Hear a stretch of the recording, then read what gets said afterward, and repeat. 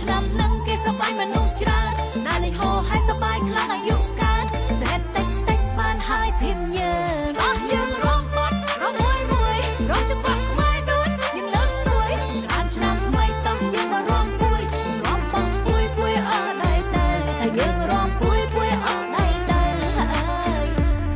ដាក់ទៅ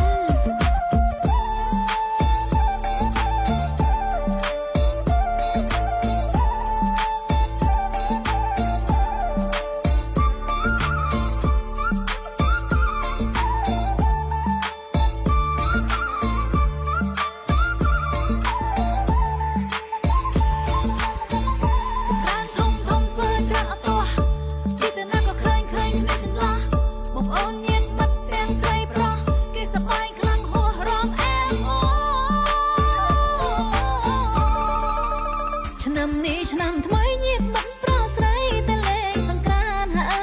យឆ្នាំនេះឆ្នាំថ្មីញាតិមិត្តប្រុសស្រីតែលេងសង្ក្រាន្តធំសម្បាមិនធ្លាប់មានតែលេងសង្ក្រាន្តបានប្រពៃណីយើងធំសម្បាមិនធ្លាប់មានតែលេងសង្ក្រាន្តបានប្រពៃណីយើ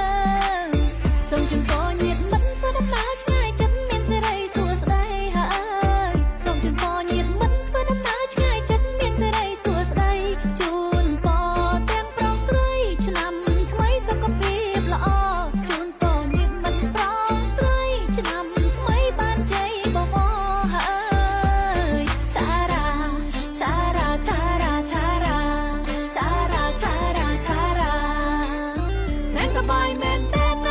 ឆ្នាំខ្មែរបងទៀនម្ដងមនុស្សឡើងហោហែថាឆ្នាំនឹងគេសប្បាយមនុស្សច្រើនណាលេងហោហែសប្បាយខ្លាំងអាយុ